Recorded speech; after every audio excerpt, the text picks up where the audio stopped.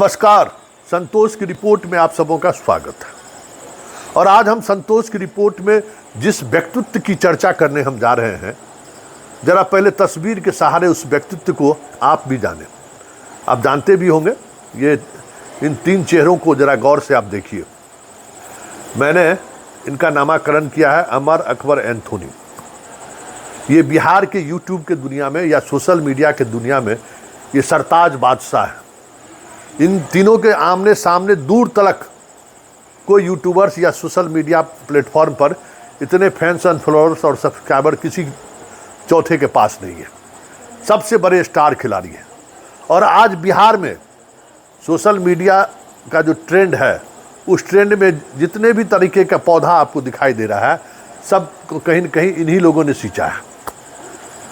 और इन तीनों के का क्वालिटी क्या है, खास क्वालिटी क्या है, जरा जान लीजिए। मनीष कश्यप कहता है कि हम इंजीनियरिंग पास है, लेकिन कभी इंजीनियर जैसा मिजाज स्वभाव नहीं दिखा कि पढ़ा लिखा व्यक्ति का एक मिजाज होता है ना, वो मिजाज कभी नहीं दिखा।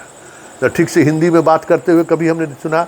इंग्लिश की तो बात ही छोड़ दीजिए, कहाँ से इंजीनियरिंग किया है भगवान ही मालिक है। दूसरा खान है, कितना पढ़ा लिखा है वो पता नहीं है।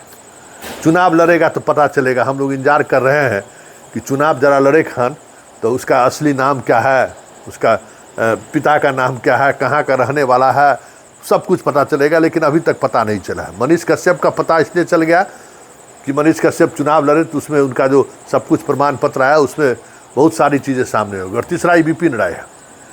ये सलाह जंदाहा में सलाह का मुखिया है, 12वीं पास, और पढ़ाता है बीपीएससी का। समझ गए ना, डिप्टी कलेक्टर पैदा करता है। अब आप समझ लीजिए कैसे कैसे लोग इस फील्ड में हैं और कैसे कैसे लोग को लोग पसंद करते हैं। ये इसके सहारे हम ये दिखाने की कोशिश कर रहे हैं कि ये तीनों चेहरा जो एक मिस्ट्री है, जिसके बारे में हर किसी को बहुत कुछ जानकारी नहीं है।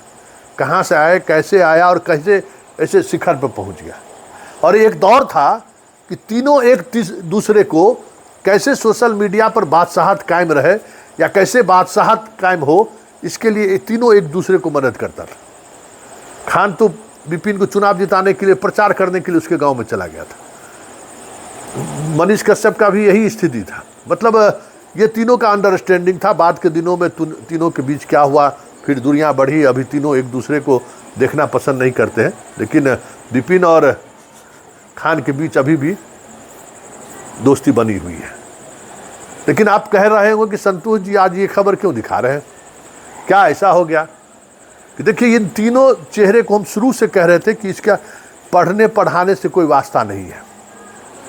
ये सोशल मीडिया के सहारे इन्होंने फैंस एंड फॉलोअर्स को इकट्ठा किया है, जिसके सहारे ये राजनीति साधना चाहते हैं। एक तो बीजेपी ज्वाइन किए हुए था, छोड़ दिया, और आज हम आपको बता दे रहे हैं कि ये जल्द से जल्द आरजेडी में शामिल होते हुए कहीं आपको तस्वीर दिख जाए तो कोई बड़ी बात नहीं होगी। तेजस्वी से लगातार तेजस्वी के पास हम कैसे पहुंचे, इसकी कोशिश जुगत में ये लगा हुआ है।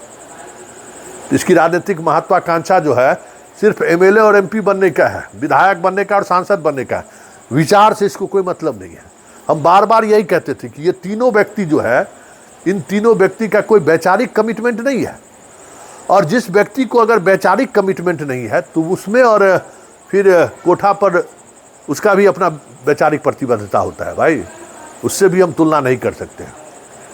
इन लोगों का कोई वैचारिक प्रतिबद्धता नहीं है। अब राजद का तेजस्वी का गुण गाता हुआ आपको दिख जाएगा। ये विपिन राय आजकल आरजेडी के दरबार में लगा रहता है। ये तेजस्वी से मिलने से, संजय यादव से मिल चुका है, तेजस्वी से मिलने का जुगत कर रहा है लगातार कि किसी तरीके से हमको टिकट मिल जाए, क्योंकि इसको पता है कि अब सलाह से हम मुखिया के चुनाव लड़, क्योंकि मुखिया का चुनाव बहुत टफ चुनाव होता था। और हाल के दिनों में वैशाली डीएम के खिलाफ जितना बड़ा ये मुहिम चलाया, उस मुहिम को सोशल मीडिया के सहारे ही सोचा कि इसको हम जीत लेंगे।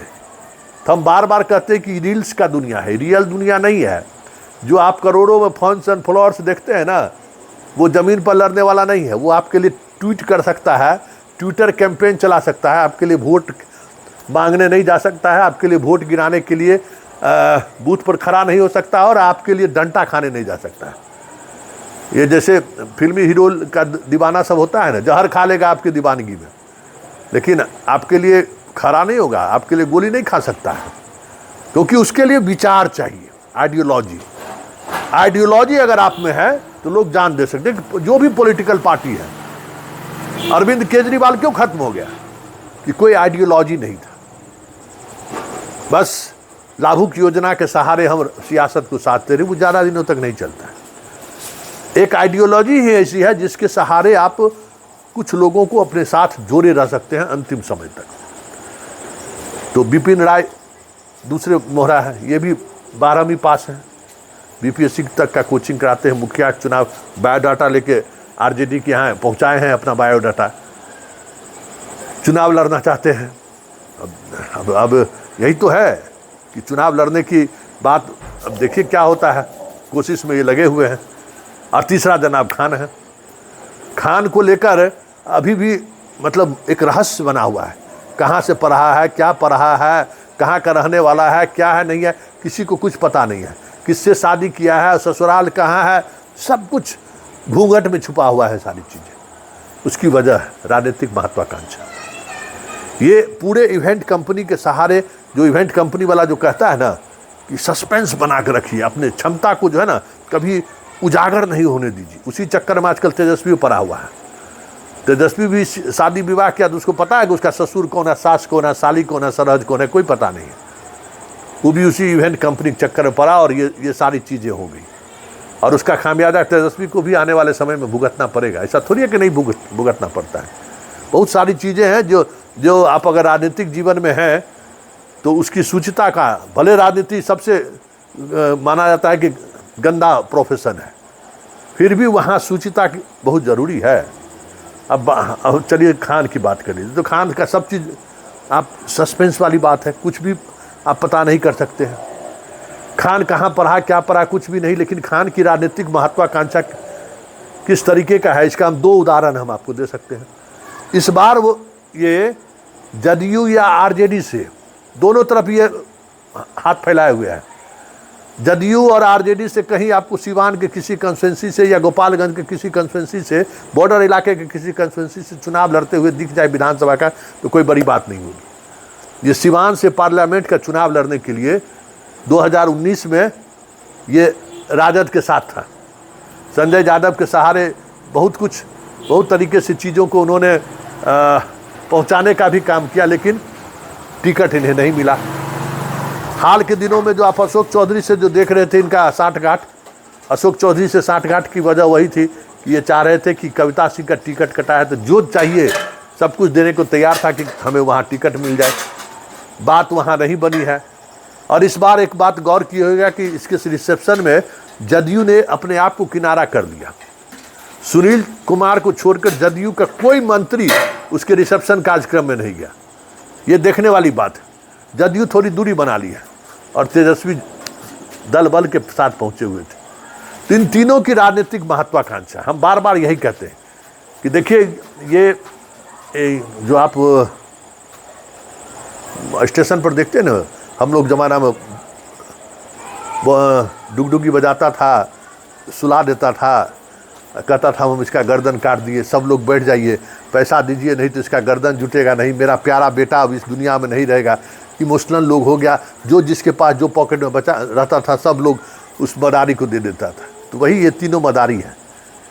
सिर्फ ये चेहरा जो दिख रहा है ना, वो चेहरा राजनीति में कैसे बने रहे या राजनीति का लक्ष्य कैसे प्राप्त करें, बस इन तीनों का यही उद्देश्य है। और इसलिए सोशल मीडिया के सहारे इन चीज़ों को साधने की कोशिश ये कर रहा है।